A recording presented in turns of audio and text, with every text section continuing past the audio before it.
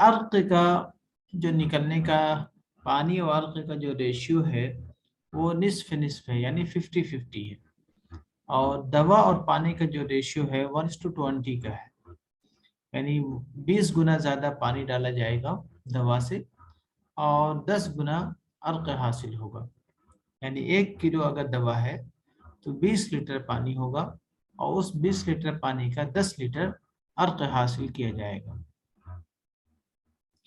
तो ये कार्यान्विक जो है आमतौर पर डिस्टिलेशन प्रोसेस से ही काम करता है। उसका जो मैकेनिज्म है कि कार्यान्विक में आँच जो है डायरेक्ट दी जाती है, हमामी नारिया में वास्ते के जरिए से इनडायरेक्ट आँच दी जाती है। यानी हमामी नारिया गोया कि पूरा कार्यान्विक ही है, बस समझ लीजिए कि कार्यान्विक को किसी दूसरे एक बड़े कड़ाहे में रख दिया गया है, उस कड़ाहे में जिसमें पानी है। बस पानी के उबलने की वजह से जो पानी की हरारत कार्यान्विक को पहुंचती है हमाम नारिया में, और फिर इनडायरेक्ट हीट की बिना पर वहां से डिस्टिलेशन प्रोसेस उसमें भी होता है। बस इसका फायदा यह है कि दवा जलने से बच जाती है, इनडायरेक्ट हीट की बिना पर दवा जलने से महफूज रह जाती है। आमतौर पर ऐसी इसके लिए खुशबूदार अद्विया का हम खुशबूदार अद्विया को जलने से या उसकी खुशबू को बचाने के लिए हम हमाम नारिया का इस्तेमाल करते हैं, जैसे फूल हैं, फल हैं, या जैसे माउल लहम वगैरह तैयार करना है, गोश्त वगैरह, या जो खुशबूदार अद्विया का रूह निकालना है या अर्क निकालना है तो हम उसके लिए इस्तेमाल करते हैं। पीछे किताब के सबसे लास्ट में इसके तस्वीर भी, इसकी तस्वीरें भी दी हुई हैं। बस फ़र्क दोनों में यही है कार्यान्विक और हमाम नारिया में कि कार्यान्विक में बराह रास्त यानी डायरेक्ट हीट दी जाती है और हमाम नारिया में इनडायरेक्ट हीट दी जाती है, यानी वास्ते के जरिए से हीट दी जाती है। बाकी आपके आगे नल भपका है, इसको डेग भपका भी कहते हैं। ज्यादा मकदार में अर्क हासिल करना हो तो इससे हासिल किया जाता है, ये याद रखिएगा, ये अहम पॉइंट है कि ज्यादा मकदार में अगर अर्क हासिल करना हो तो किससे अर्क हासिल करेंगे? नल भपके से हासिल करेंगे। और खुशबूदार अद्विया की भी इससे ज्यादातर अर्क हासिल करते हैं, क्योंकि इसकी खुशबू महफूज रहती है। बेहतरीन तरीका है ये। इसमें भी बस उसी डिस्टिलेशन प्रोसेस का इसमें भी मैकेनिज्म वही है। अर्क गुलाब, अर्क केवड़ा वगैरह सारी चीज़ें इसी से हासिल की जाती हैं। इसके 4 अज्जा होते हैं। एक डेग होता है, दूसरा गुंबद नुमा सरपोश होता है ना, जिस तरह से कार्यान्विक में है। एक दूसरा है नल होता है, नीचे जिसको बोलते हैं, और चौथा इसका काबला यानी रिसीवर होता है। तो ये 4 चीज़ें आप याद रखिए, उसको लवलबी कहते हैं। स्पाइरल देखा होगा।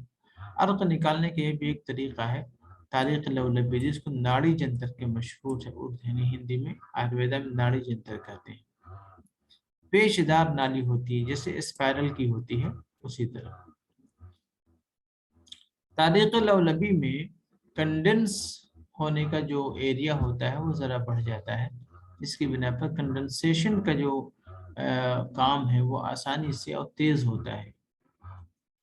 बस इसके अंदर यही खूबी है। बाकी पानी और दवा की मकदार हमने आपको बता दी है, जो रेशियो होता है वो आपको हम बता चुके हैं। कुछ ज़रूरी हिदायत हैं अर्क हासिल करने के, उसको ये देख लीजिए कि अगर दूध किसी अर्क में, किसी दूध अज्जा में दूध भी शामिल है तो दूध को रात में नहीं डालना है, क्योंकि रात में डालने से दूध फट जाएगा और वो ख़राब हो जाएगा। आमतौर पे दूध उस वक्त डालते हैं जब हम उसका अर्क हासिल करने के लिए, बिल्कुल उस वक्त डाला जाता है, अर्क हासिल करने से ज़रा पहले डालते हैं। इसी तरह अर्क में अगर मुश्क, अंबर, ज़ाफ़रान वगैरह है तो उसको पोटली में बांध करके कार्यान्विक की वो नली या वो टोटी जिससे अर्क टपकता है उसके मुंह पर लटका देते हैं, ताकि अर्क उस पोटली से होकर के गुजरे और उससे जो है अर्क और ज़ाफ़रान, मुश्क, अंबर वगैरह के जो अज्जा हैं उसके साथ शामिल होकर के यानी चले जाते हैं। इस तरह डायरेक्ट हीट इसमें नहीं दी जाती है मुश्क को, अंबर को, ज़ाफ़रान वगैरह को, बल्कि पोटली बना करके उसके अंदर यानी लटका दिया जाता है टोटी के अंदर, और कतरा उसी से होकर गुजरता है और उसके असरात कतरे के साथ साथ जमा होते रहते हैं। मग़ज़ियात वगैरह है तो उसका शीरा निकाल कर मिलाया जाता है। ये सब कुछ हालात हैं। ज़वा में चूँकि लुआब की मकदार होती है, इसमें जोश व उबाल भी बहुत ज़्यादा आते हैं। तो ऐसी जो भी अद्विया हो जिसके अंदर लुआबी मटीरियल होते हैं, उसके अंदर क्या होगा कि लुआब की वजह से जोश ज़्यादा आएगा। तो ऐसे अद्विया का अर्क निकालते वक्त थोड़ी सी एहतियात करनी पड़ती है।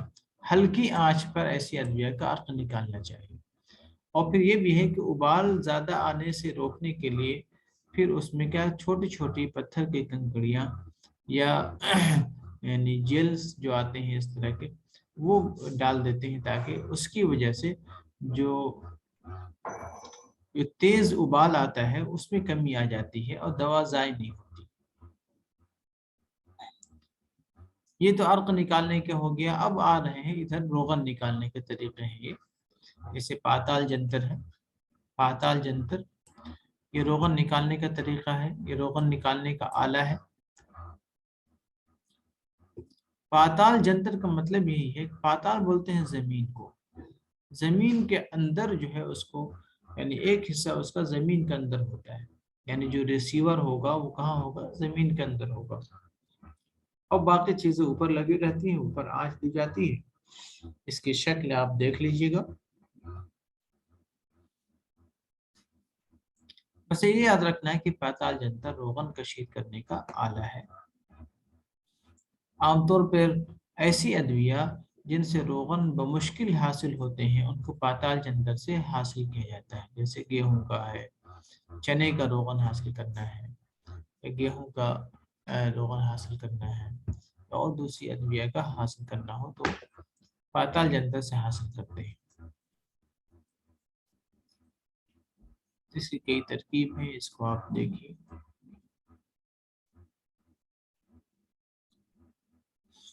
शक्ल देख लीजिएगा आसानी से आपको। गर्भ जंतर बोलते हैं जिस तरह से इस ये भी रोगन को ज्यादा मकदार में हासिल करने का आला है गर्भ जंतर। इसकी शक्ल ऐसी होती है कि जैसे जैसे पेट के अंदर कोई चीज रखी गई हो, जैसे प्रेगनेंसी में होती है, उस जैसे उसकी मुशाबहत की बिना पर इसका नाम रखा गया है। इसके जरिए से अर्क भी हासिल करते हैं और रोगन भी हासिल करते हैं। आमतौर पर स्टेन के ऊपर पूरा वो चीज रख देते हैं, ऊपर चीनी का प्याला रखा रहता है, और जब पेपर बनते हैं तो ऊपर से वो टपक टपक के उस प्याले में जमा होता रहता है, और ये प्याले एक स्टैंड पर रखा हुआ होता है।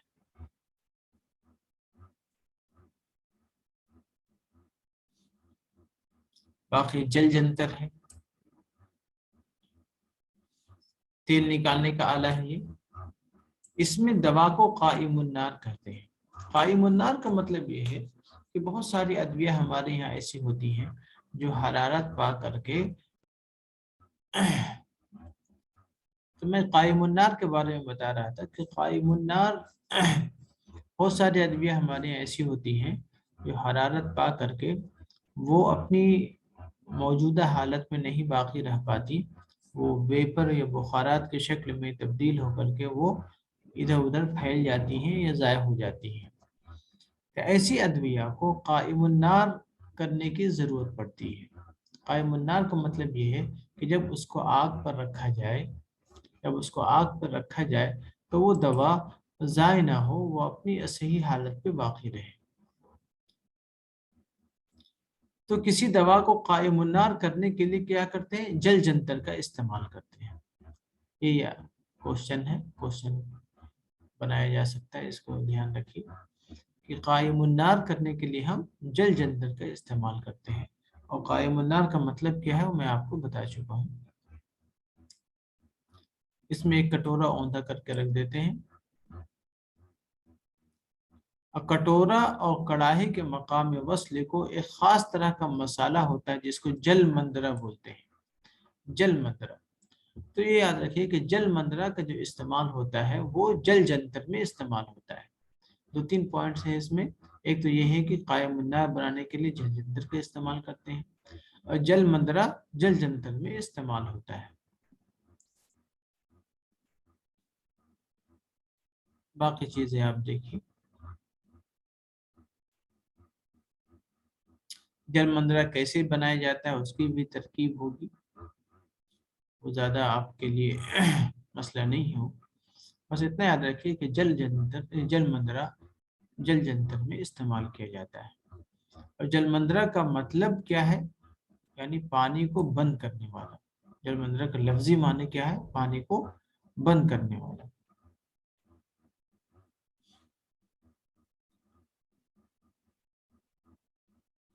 تیزاب کشید عام طور پر جتنی بھی تیشاب ہے، جو دیسی جو شراب ہوتی ہیں اس کو کشید کرنے کا کے طریقے اس میں بیان کیے گئے ہیں۔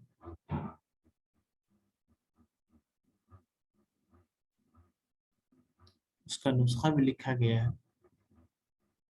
اتنا گرائنڈنگ مل ہے، یہ گرائنڈنگ مل سپوف کرنے کا اس میں ہوپر ہوتا ہے، یہ سب چیزیں تو بہت زیادہ اہمیت نہیں رکھتی۔ اب یہ کہ اس میں چھلنیاں سیٹ کرنے کے الگ الگ یعنی آپشن رہتے ہیں کہ آپ کو کتنے نمبر کا پاؤڈر چاہیے، اتنے نمبر کی آپ چھلنی اس میں لگا دیجیے تو اتنے نمبر کا پاؤڈر آپ کو حاصل ہو جائے گا۔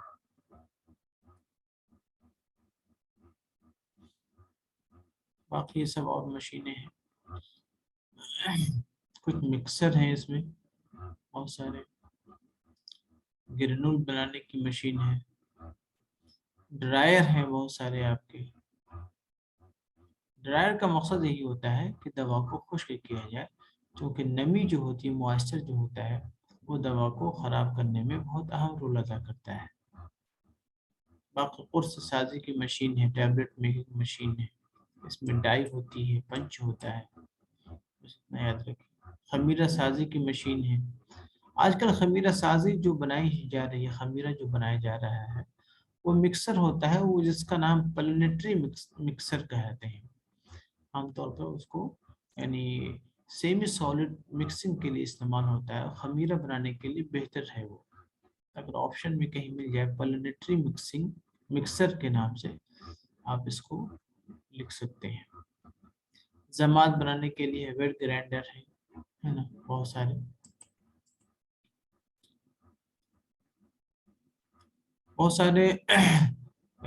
قرصوں پر، اقراص پر جو کوٹنگ ہوتی ہے، شوگر کوٹنگ ہے اور فلم کوٹنگ ہے،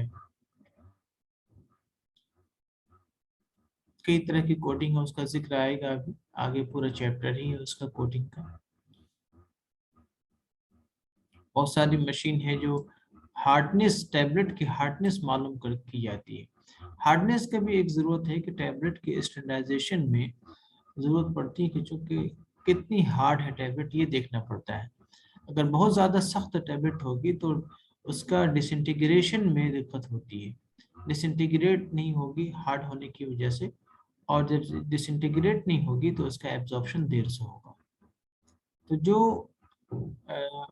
ایفیکیسی جتنی وقت میں ہونی چاہیے کسی دوا کا، وہ ڈیپینڈ کرتا ہے اس کی کوالٹی پر اور اس کی یعنی ہارڈنس پر۔ ہارڈنس اگر زیادہ ہوگی تو دیر سے ڈیزولو ہوگی اور دیر سے ایبزارب ہوگی اور دیر سے رزلٹ آئے گا، اس لیے اس کی ایک خاص اسٹینڈرڈ ویلو ہوتی ہے، اسی کے اکارڈنگ چیک کرنے کی جو مشین ہوتی ہے اس کو ہارڈنس چیک کرنے والی مشین کہتے ہیں۔ قوام معلوم کرنے کا ہے تھا، سیکرومیٹر کہتے ہیں اس کو، یہ یاد رکھ لیجیے، سیکرومیٹر قوام معلوم کرنے کا آلہ، ریفریکٹرومیٹر بھی بولتے ہیں۔ یہ مینول بھی آتا ہے اور آج کل آٹومیٹک بھی آنے لگا ہے، ڈیجیٹل۔ یہ مشین کا نام ضرور یاد رکھیے گا، سیکرومیٹر، ریفریکٹرومیٹر۔ عام طور پہ اس میں کیلیبریٹڈ ہوتا ہے، وہ آپ ایک قطرہ اس پہ رکھیں گے، قوام کا ایک قطرہ آپ کو وہ بتا دے گا کہ یہ قوام کتنے پرسنٹ تک پہنچا ہے، کیونکہ آج کل پرسنٹیج کے اعتبار سے ہم معلوم کرتے ہیں کہ شربت کا قوام سے یعنی 70% ہے، معجون اور جوارش وغیرہ کا قوام جو ہے 75% ہے، اور خمیرہ کا قوام 80% ہے۔ تو یہ جو قوام ہے یہ یاد رکھنے کی چیز ہے، شربت کا قوام 70%، معجون اور جوارش کا قوام 75%، خمیرہ کا قوام سب سے گاڑھا ہوتا ہے 80%۔ یہ یاد رکھیے۔ باقی بہت سارے جدید آلات ہیں عرق کشید کرنے کے، سب آپ جانتے ہوں گے بہتر۔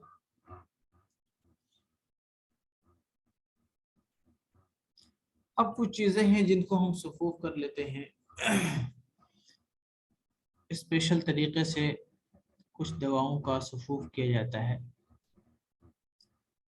کیونکہ صفوف سازی دوا سازی کے لیے ایک بہت اہم یعنی مرحلہ ہوتا ہے، اور سب سے مشکل مرحلہ بھی کہہ سکتے ہیں اس کو، کیونکہ بہت ساری دواؤں کا صفوف آسان نہیں ہوتا کہ بس اس کو ڈالا اور نکل کے صفوف بن کر کے، ایسا بھی نہیں ہے۔ کچھ دواؤں میں خاص ترکیب اختیار کرنی پڑتی ہے صفوف کرنے کی، اور پھر صفوف کی درجہ بندی بھی ہے کہ کس طرح کا صفوف آپ کو چاہیے، اور کس طرح تو جس طرح کا مرکب آپ بنا رہے ہیں اس کے اکارڈنگ آپ صفوف تیار کر سکتے ہیں۔ صفوف ہر وہ چیز جس کو پیس کر کے باریک کر لیا جائے اس کو کہتے ہیں، پیس کر باریک کر لیا جائے اس کو صفوف کہتے ہیں۔ اس کے اپلیکیشن کے اعتبار سے اس کے نام الگ الگ ہیں۔ اپلیکیشن اگر آنکھوں میں استعمال ہو رہا ہے تو سرما ہے، دانتوں کے لیے استعمال ہو رہا ہے تو منجن ہے،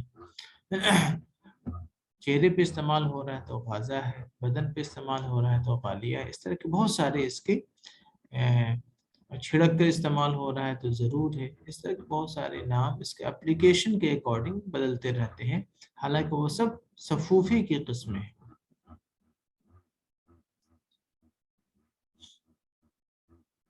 کہتے ہیں کہ صفوف کا موجد کون ہے؟ ارسطو ہے، صفوف کا موجد ارسطو ہے۔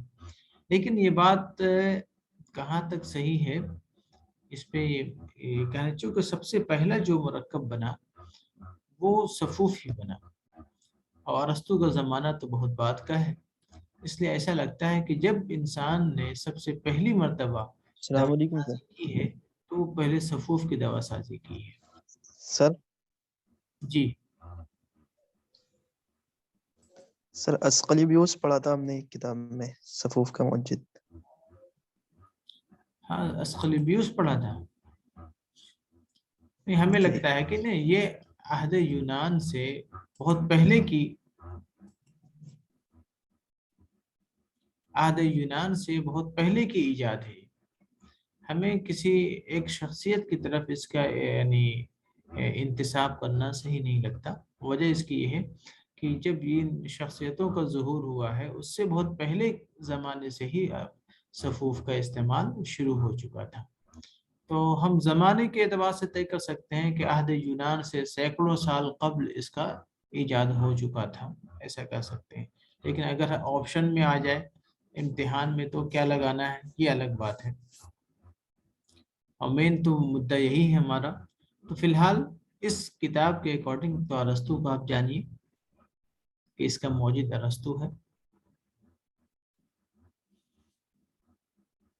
باقی اگر حقیقت کے اعتبار سے ہم نے بتا دیا